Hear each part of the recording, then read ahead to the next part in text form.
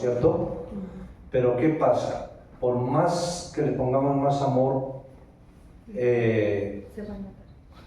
por muy bien que quede el trabajo, se va a notar unas líneas, ¿verdad? Y si alguien la mira de cerca va a decir, esta vasija, esto es, la quebraron, ¿cierto? El Señor nos pide en su palabra, dice, los sacrificios de Dios son el espíritu quebrantado. Vamos a ver qué significa el espíritu quebrantado.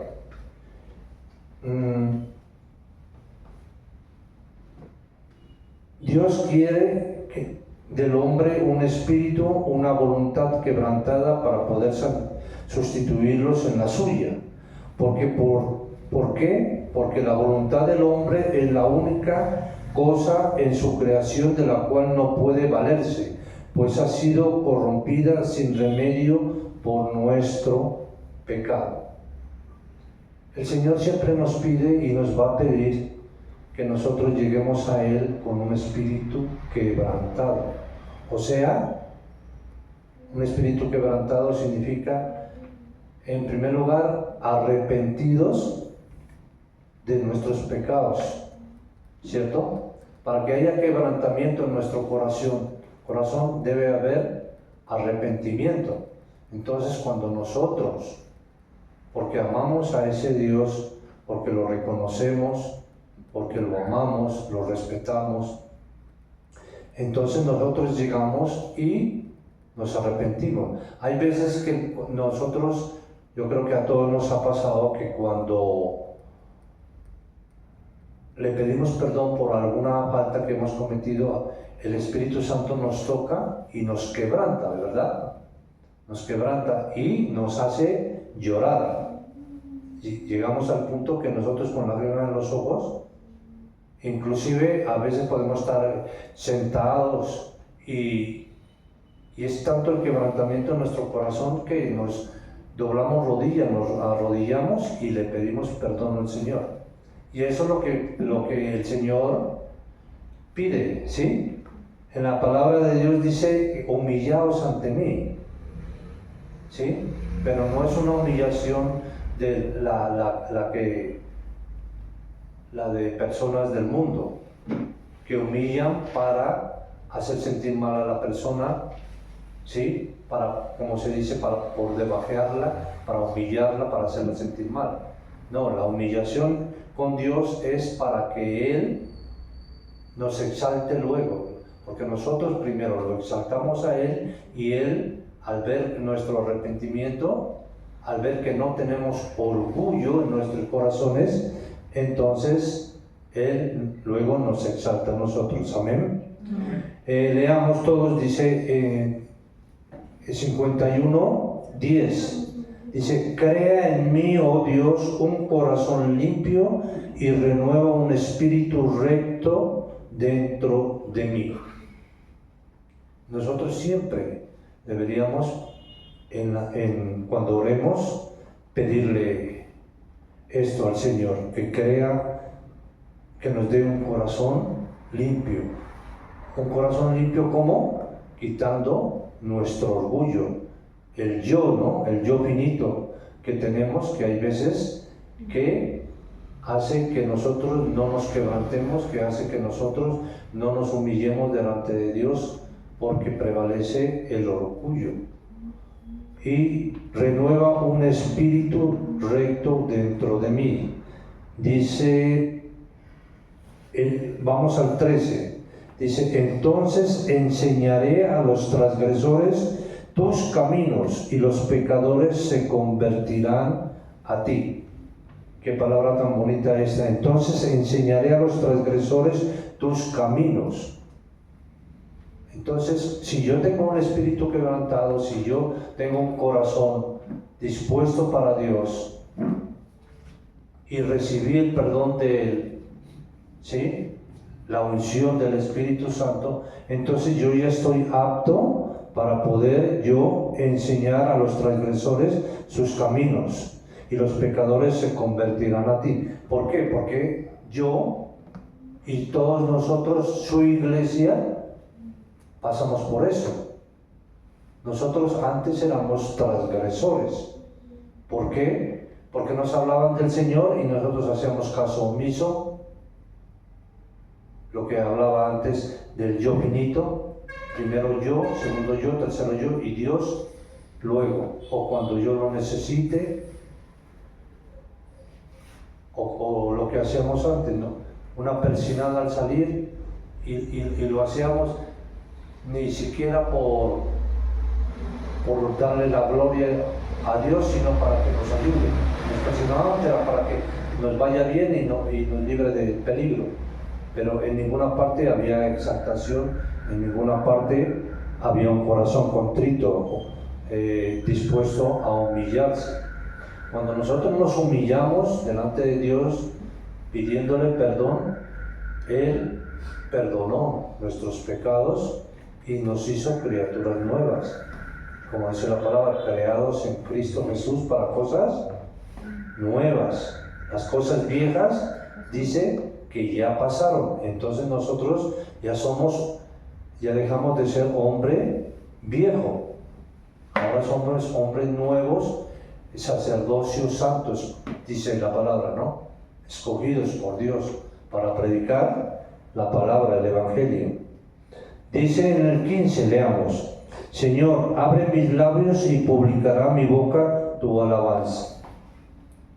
Entonces, nosotros, ¿por qué nos nace a nosotros cuando vemos una persona, cuando llega o una visita, cuando llega, pongamos a mi taller, llega alguien y me da la oportunidad? ¿Por qué a mí me nace hablarle de Cristo? Porque yo ya pasé por ese proceso, ¿sí? De ser quebrantado, de ser contristado, de ser exaltado por el Señor, perdonando mis pecados. Entonces, el Espíritu que mora en mí, el Espíritu de Dios, el Espíritu Santo, me pide, me impulsa a que yo hable a las personas de Cristo. El 16 dice: porque no quiero sacrificio que yo lo daría, porque no quieres sacrificio que yo lo daría, no quieres holocausto. Antes, en el Antiguo Testamento, nosotros que después leíamos la palabra, siempre había los holocaustos, ¿cierto? Para la expiación de los pecados. Pero una vez que el Señor dijo: yo ya no quiero, es como que si les hubiera dicho: estoy harto de que hagan holocaustos, todo, yo ya no quiero eso. Y lo dijo, y está escrito en el Antiguo Testamento. Y no era porque estaba aburrido, no, simplemente porque él miraba que ya lo hacían ellos de una forma mecánica, ¿sí? Lo hacían por cumplirle. Pero dice la palabra que el Señor escudriña tu corazón y que tú no lo puedes engañar, que Él sabe lo más profundo de tu corazón, tus pensamientos. Por eso es Dios, por eso no lo puedes engañar. Entonces Él miraba que en el corazón de ellos no estaba totalmente dispuesto, entregado para sacrificarse. Y eso es lo que nos pide ahora a nosotros, a la iglesia, que nosotros nos sacrifiquemos. Pero ¿cuál es el sacrificio? Ya no holocaustos, ya no una paloma, nada de eso, sino que nosotros mismos seamos sacrificio vivo para darle la gloria y la honra a Él y para que su palabra sea difundida. En el 17 dice: los sacrificios de Dios son el espíritu quebrantado. Eso es lo que quiere el Señor. Al corazón contrito y humillado no despreciarás tú, oh Dios. Clarito está aquí en el 17, dice: los sacrificios de Dios son el espíritu quebrantado. O sea, un corazón dispuesto a humillarse y dispuesto a seguir y a obedecer. Porque otra cosa que impide que el corazón esté quebrantado y poder llegar a la presencia de Dios es el orgullo. Es el orgullo. Hay muchas cosas: el orgullo, la desobediencia. Nosotros A veces ni nos damos cuenta, pero a veces somos orgullosos con Dios. Ni siquiera nos damos cuenta. Somos desobedientes. El Señor a veces utiliza a nuestro pastor o a un hermano o hermana de la iglesia y a veces esa palabra nos cae a nosotros y nosotros la aceptamos. Y decimos, Señor, esa palabra fue para mí esta noche. Me cayó a mí. Pero de ahí no pasa. Salimos de la iglesia y seguimos en las mismas. ¿Y eso qué es? Desobediencia. ¿Sí? Desobediencia. Entonces el Señor quiere un mayor compromiso con nosotros. Amén. Vamos a Jeremías capítulo 18.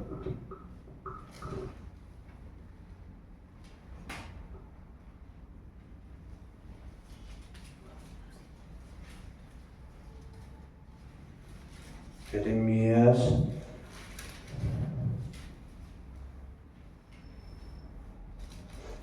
18 del 1 al 6. ¿Quién lo lee, por favor?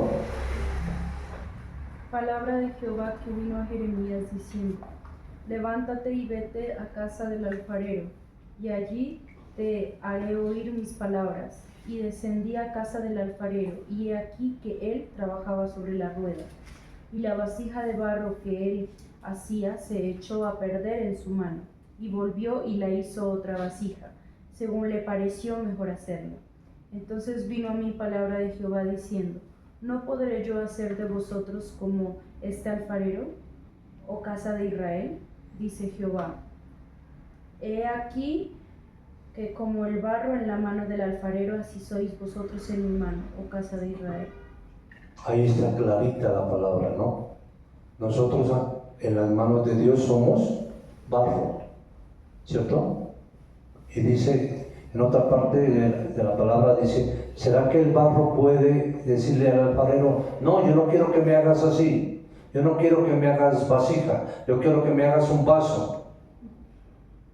¿Puede el barro contender con el alfarero? No, el dominio absoluto lo tiene el alfarero, ¿cierto? Y él mirará lo que hace, lo que pasó aquí. ¿Por qué Dios lo mandó a Jeremías? Lo mandó donde el alfarero, para darle un escarmiento y para que le diga al pueblo la forma como estaba pecando y la forma que el pueblo andaba en desobediencia. ¿Sí? ¿Qué hizo? Miró que el alfarero estaba haciendo una vasija hermosa. Para los ojos de las demás personas o del mismo profeta, era una vasija hermosa.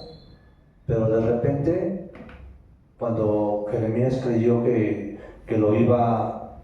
ya lo iba a sacar del cono para llevarlo al fuego, cogió y lo dañó. Lo dañó. ¿Y por qué? Porque para el alfarero, para los ojos de él, miró que esa vasija estaba imperfecta, no estaba bien. Entonces, ¿qué hizo? Cogió la masa y empezó a hacer otra vasija. Y lo que dice el Señor en el 6, ¿no podré yo hacer de vosotros como este alfarero? Dice, oh casa de Israel, dice Jehová, he aquí que como el barro en la mano del alfarero, así sois vosotros en mi mano, oh casa de Israel. Entonces, ¿qué es lo que tenemos que nosotros pedirle al Señor? Que nos moldee a su forma, como Él quiera. Y no que nos moldee a su conveniencia, porque Dios no moldea a conveniencia, porque Él es perfecto, ¿sí? Entonces, Él, ¿qué pasa? ¿Cómo nos moldea el barro que somos nosotros? ¿Cómo nos moldea? ¿Cómo nos quita las cosas que a Él no le agradan? A través de los cultos, a través de su palabra, en especial su palabra, que la como nosotros la escudriñamos todos los días, muchas ocasiones hay palabra que no nos llega a nosotros, ¿cierto? Toca nuestros corazones y uno le da gracias al Señor y dice: Señor, gracias porque esta palabra es para mí, o es para mi familia, para mi iglesia. O de pronto le ilumina el Espíritu Santo y dice: es para un hermano que no está, a pesar de que esté en la iglesia, no está caminando bien o está cometiendo algún error. Entonces hay veces que el Espíritu Santo le pide a uno que le hable a ese hermano para que ese hermano se dé cuenta en el error. Y si eso hacemos dentro de la iglesia, con mayor razón tenemos que hacerlo fuera de ella, con las personas del mundo, ¿cierto? Porque ellos no conocen la palabra, porque ellos todavía andan en pecado, en rebeldía, y con mayor razón nosotros tenemos que llevar la luz, que es la del Evangelio. Amén. Vamos a 2 Corintios 5:17.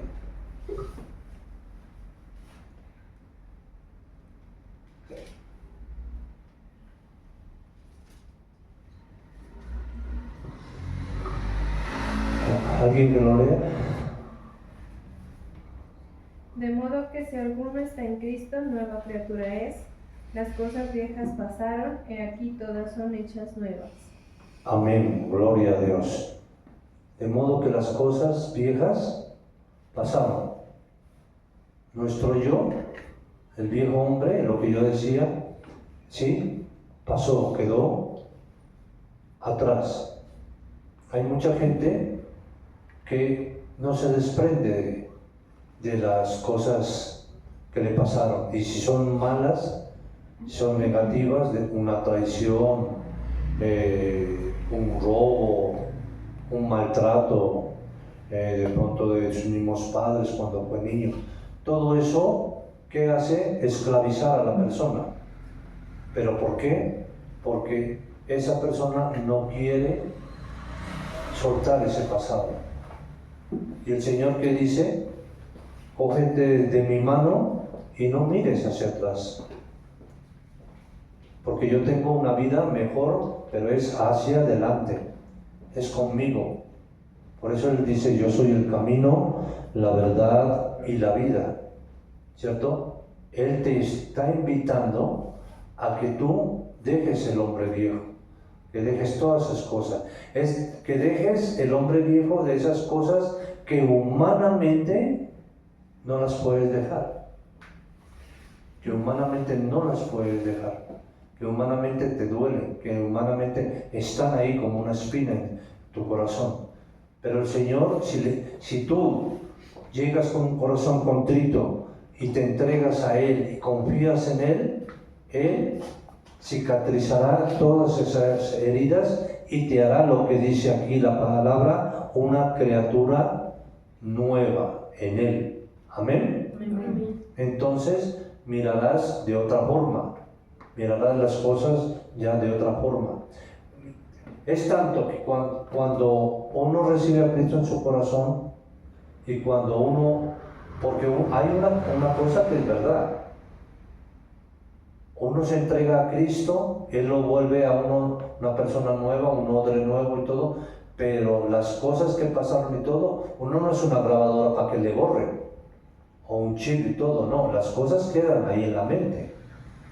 Pero una cosa es que queden en la mente, pero otra cosa es que yo viva y le dé vida a todas esas cosas que me atormentaron en un pasado, que es muy diferente. Ahí es donde entra el poder de Dios, el poder de su preciosa sangre y su Santo Espíritu, y Él obra en nuestras vidas para que nosotros no sigamos esclavos del pasado, para que no sigamos siendo hombres viejos. Amén. Amén.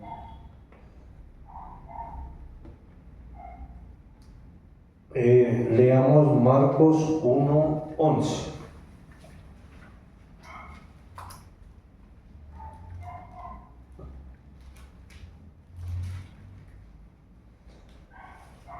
Marcos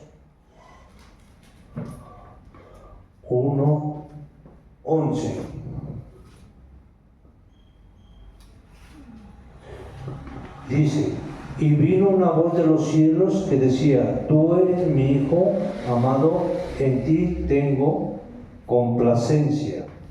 Este versículo se refiere al bautizo del Señor Jesús, ¿no? Cuando Juan el Bautista lo bautizó, vino una palabra a través del Espíritu Santo, la palabra del Padre, y dijo que se sentía complacido, que tú eres mi Hijo amado, en ti tengo complacencia. Pero yo pregunto, ¿solamente esta palabra, tú eres mi Hijo amado, en ti tengo complacencia, solamente fue para Jesús nomás o es para nosotros también?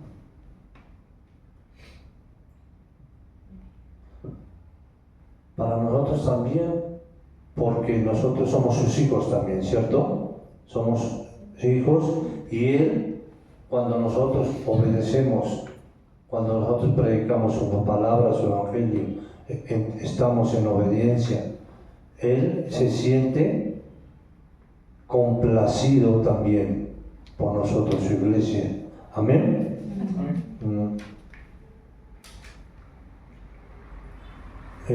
Vamos a Juan 6:38. Juan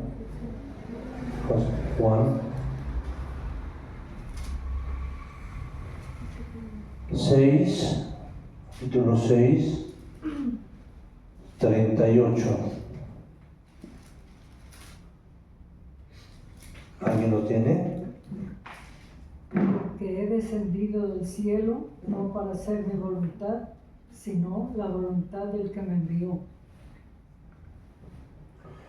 Dice, en el 37 dice, todo lo que el Padre me da vendrá a mí y al que a mí viene no le echo fuera. 38, porque he descendido del cielo no para hacer mi voluntad, sino la voluntad del que me envió. Nosotros, ¿quién es nuestro ejemplo? Nuestro Maestro, el Señor Jesús, ¿verdad? Amén. Él, con su ejemplo, con su vivir, con su palabra, y todo lo que hizo, demostró una fidelidad grande hacia el Padre, ¿cierto? Nunca lo desobedeció. Y dice clarito, para hacer, vine del cielo, no para hacer mi voluntad. Eso es lo que nos pide Dios, que nosotros no hagamos nuestra voluntad, que no obremos a nuestra forma de ser, a nuestra manera, que hagamos siempre la voluntad de Cristo, la voluntad de su Hijo Jesucristo, la voluntad de Dios en nuestros corazones, en nuestras mentes, más que todo, porque la mente tiende a ser rebelde, ¿no? La mente del ser humano tiende a ser rebelde y tira siempre a la desobediencia. El corazón está un poco más dispuesto a Dios, a obedecerlo, pero la mente, decía un pastor, la llamaba que era la loca de la casa. La mente es la loca de la casa, porque en la mente se le vienen pensamientos buenos, malos, de todos los colores, ¿cierto? Pero uno es el que tiene libre albedrío para escoger lo bueno, lo mal y lo malo, lo que agrada a Dios, ¿cierto? Entonces yo me quedo con los pensamientos que agradan a mi Señor, ¿de acuerdo? Y dice, y esta es la voluntad del Padre, el que me envió, que de todo que me diere no pierda yo nada, sino que lo resucite en el día postrero. Y esta es la voluntad del que me ha enviado, que todo aquel que ve al Hijo y cree en Él tenga vida eterna, y yo le resucitaré en el día postrero.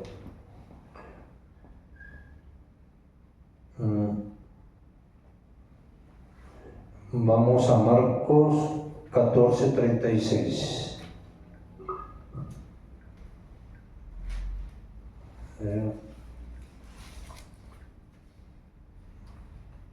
Marcos 14.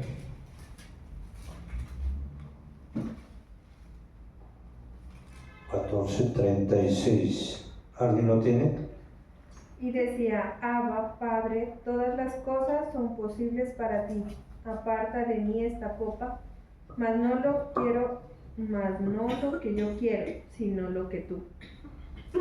Ahí vemos la fidelidad del Señor Jesús, ¿no? Dice, todas las cosas son posibles para ti. Aparta de mí esta copa, mas no lo que yo quiero. ¿Sí? Ahí le estaba diciendo en esa oración el Señor Jesús estaba totalmente contristado, ¿sí? Porque él sabía que iba a ser entregado y él sabía lo cruenta que era la crucifixión. Él sabía lo que iba a padecer y le dijo al Padre, no, que no se haga mi voluntad sino la tuya, ¿cierto?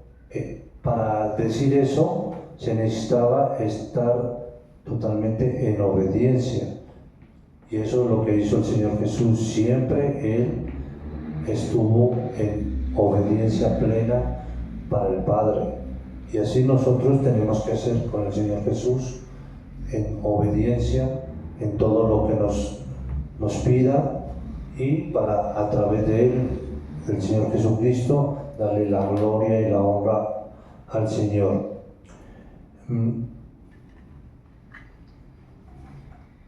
¿Qué significa la palabra voluntad?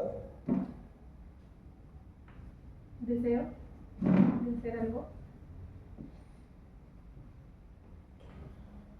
Como disposición. Tiene casi dos significados, ¿no? La palabra voluntad como decir voluntario, ¿no? Voluntario, que alguien que quiere servir, ¿no? Alguien que quiere servir, que está dispuesto a, ¿no? Porque es un voluntario, ¿cierto? Eso lo vemos, ¿no? Lo vemos en la Cruz Roja, lo vemos en muchas cosas, todo. Dicen, esos muchachos, esos señores son voluntarios, ¿cierto? Pero, ¿qué es voluntad? Va de acuerdo a nuestra personalidad, ¿cierto? Y ahí es donde el Señor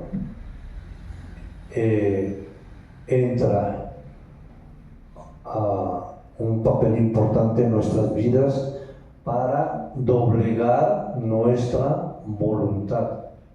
Porque cuando nosotros llegamos a la iglesia, cuando éramos mundanos, nosotros teníamos una voluntad muy errada, muy dura, ¿sí? Y no permitíamos nada, inclusive tuvimos nuestros papás, nuestros abuelos, de pronto un amigo, un buen amigo que nos daba un consejo, pero éramos tan voluntariosos nosotros, ¿sí? Teníamos una voluntad inquebrantable y nos oponíamos, y a veces no escuchábamos un consejo, y por eso vinieron muchas cosas malas a nuestras vidas, muchos errores cometimos. ¿Por qué? Porque teníamos una mala voluntad. Si por el contrario no cedemos, estaremos tristes en nuestras conciencias y obligaremos a Dios a que intervenga de una manera dolorosa y humillante para nosotros. Cuando un creyente se haya detenido por una enfermedad, un fracaso o cualquier otra cosa, Dios no quiere quebrantar su cuerpo ni su corazón, sino su voluntad. ¿Sí? Dios lo que le interesa es quebrantar, ¿sí? La voluntad está en el alma. Nuestra voluntad, y la voluntad, las emociones están en el alma, ¿sí? Entonces, cuando nosotros le permitimos, me acuerdo de unas palabras que decía un pastor, que el Espíritu Santo es un caballero, y es tanto un caballero que Él, siendo el Dios poderoso, que todo lo puede, Él, si tú no le permites entrar en tu mente, en tu corazón, Él no te podrá quebrantar, no podrá quebrantar tu voluntad.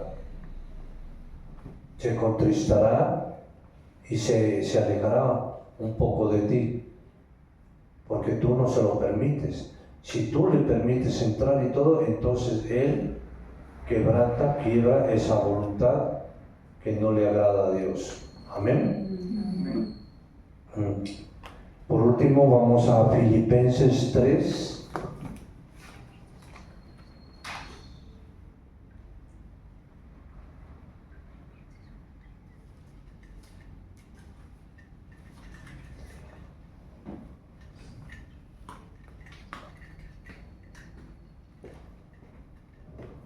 Filipenses 3,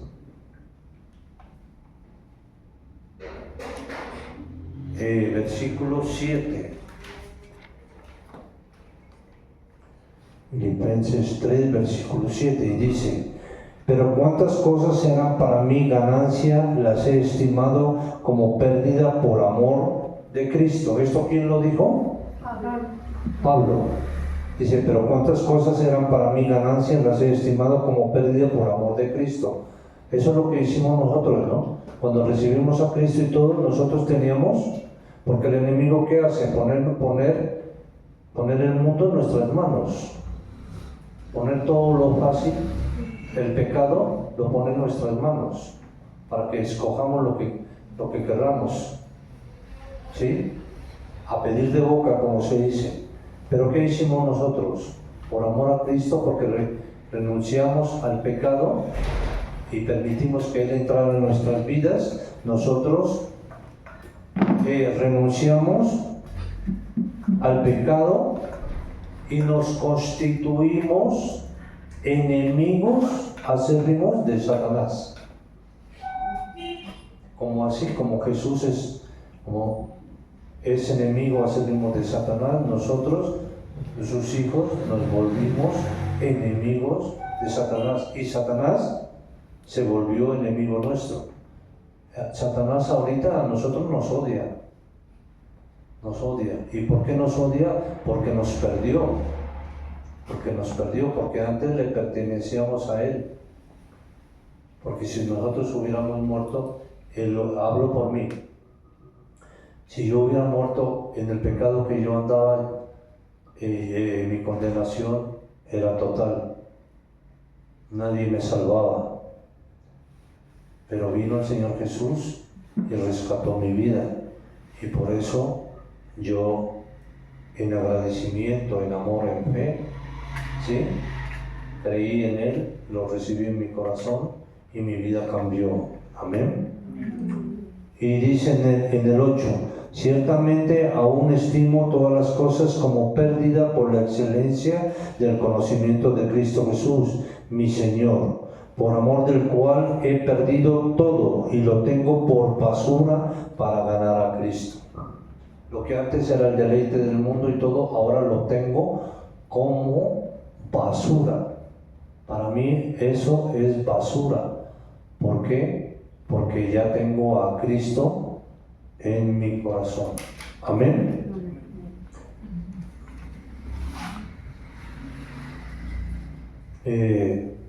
Nos ponemos de pie. Vamos a orar al Señor. Sí, vamos a pedirle ahí. Cerramos nuestros ojos. Démosle gracias por esta palabra. Si tocó tu corazón en esta noche, dale gracias. Dale gracias por haberte traído, porque Él quiere darte una mejor calidad de vida, porque Él quiere moldear, quiere quebrantar esa voluntad que no le agrada a Él, porque Él quiere, a través de tu palabra, llevarte a cosas nuevas, a bendiciones nuevas. Tengo un mañana mejor, dice el Señor, para ti. Pero si tú me permites entrar en tu mente, en tu corazón, moldear tu vida, quitar lo que no me agrada.